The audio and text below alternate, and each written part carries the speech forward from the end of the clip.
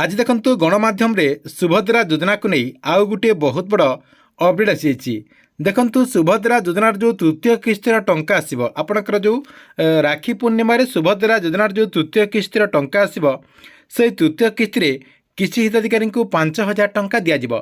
किछि हिताधिकारी से किस्त रे 5,000 टंका पाई परिबे। ता सहित किछि हिताधिकारी जहाँकि 10,000 टंका पाई परिबे। या सहित किछि हिताधिकारी 15,000 टंका मध्य पाई परिबे।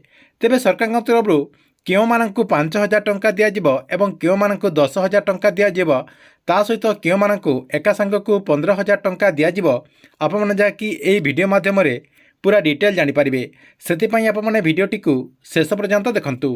ता पूर्व वीडियो को गुडे लाइक कर दियंतु एवं जो माने चैनल को एजे सब्सक्राइब करनांती चैनल को सब्सक्राइब कर दियंतु।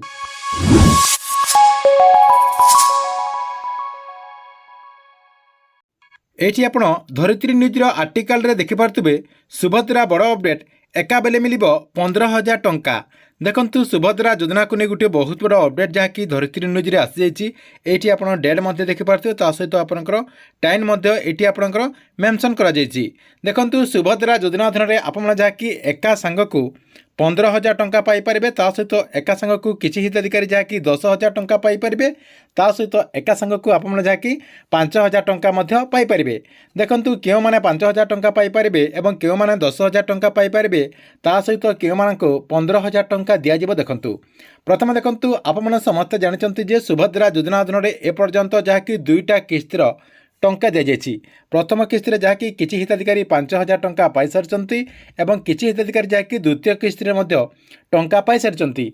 देखंतु एमिति हेछि जे किछि हिताधिकारी प्रथम किस्त रे टंका 5,000 टंका लेखा से माने पाई सारचंती किंतु सेमाना द्वितीय किस्त रे टंका पाई पारि नाहंती।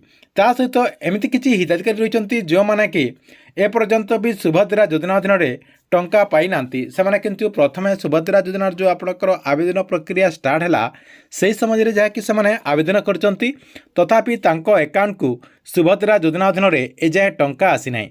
ता सहित किछि हिताधिकारींकर किछि त्रुटि थिबारो तांकर जो आधार डीबीटी एक्टिव नाही कहबाकू गले तांकर जो बैंक अकाउंट रहिछि सेही बैंक अकाउंट रे आधार कार्ड टी को लिंक करि नांती। या सहित किछि हिताधिकारी रहिचंती सेमाने जाकि ई-केआसी मध्य ए पर्यंत करि नांती। देखंतु एई सब कारण पई आप माने सुभद्रा योजना अधीन रे ए जाय टंका पाई पारु नांती। सेते पई सरकार तरफ आज गुटे नुआ अपडेट आसी। देखंतु सुभद्रा योजनार जो तृतीय किस्तिर टंका मिलिबो से तृतीय किस्त रे जहाँकि समस्ते टंका पाई परिबे। जो माने सुभद्रा योजना अधीन रे प्रथम किस्त रे टंका पाई सारचंती एवं द्वितीय किस्त रे टंका पाई सारचंती सेमाने जहाँकि सुभद्रा योजनार जो आपनकर तृतीय किस्त रे टंका आसीबो सेही किस्त रे सेमाने जहाँकि 5,000 टंका पाई परिबे। ता सहित केउ माने 10,000 टंका पाई परिबे।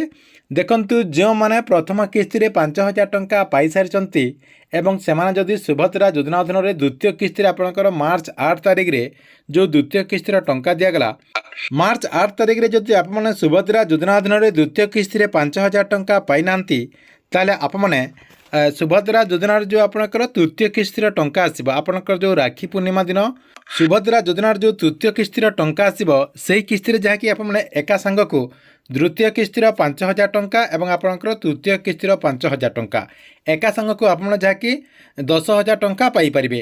ता सहित देखंतु आउ केउ माने 15,000 टंका पाई परिबे। देखंतु आप माने सुभद्रा योजना अधीन रे ए जाय आवेदन कर दैचंती एवं आपनकर ए पर्यंत भी सरकार तरफ डॉक्यूमेंट टी को वेरिफिकेशन करा जाय नाही।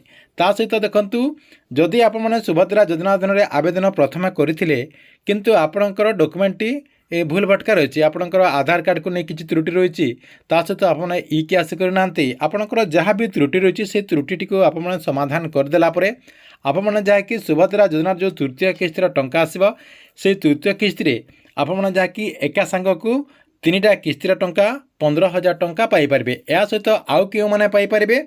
देखंतु जो माने भी ए पर्यंत सुभद्रा योजना अधीन रे आवेदन करनांती जदि आप माने ए पर्यंत सुभद्रा योजना अधीन रे आवेदन करनांती आउ आप माने जदि मार्च 31 तारिख भितर आवेदन कर दउचंती तेबे आप माने मध्य सुभद्रा योजनार जो तृतीय किस्त टंका आसीबो से तृतीय किस्त रे आप माने जहाँकि एका सांग को 3टा किस्त 15,000 टंका पाई परिबे बोली माननीय उपमुख्यमंत्री प्रभाती परिडा जहाँकि सूचना देइचंती। कहबाकू गले सुभद्रा योजनार जो तृतीय किस्त टंका आसीबो से तृतीय किस्त रे ସବୁ ହିତାଧିକାରୀ ଯାହାକି ଟଙ୍କା ପାଇପାରିବେ। କିନ୍ତୁ ଆପଣମାନଙ୍କୁ ଆପଣଙ୍କର ସବୁକିଛି ଠିକ୍ଠାକ୍ କରିବାକୁ ପଡ଼ିବ। ଯଦି ଆପଣଙ୍କର କିଛି ତ୍ରୁଟି ରହିଛି ତାହେଲେ ଆପଣମାନେ ସୁଭଦ୍ରା ଯୋଜନା ଅଧୀନରେ ଟଙ୍କା ପାଇପାରିବେନି।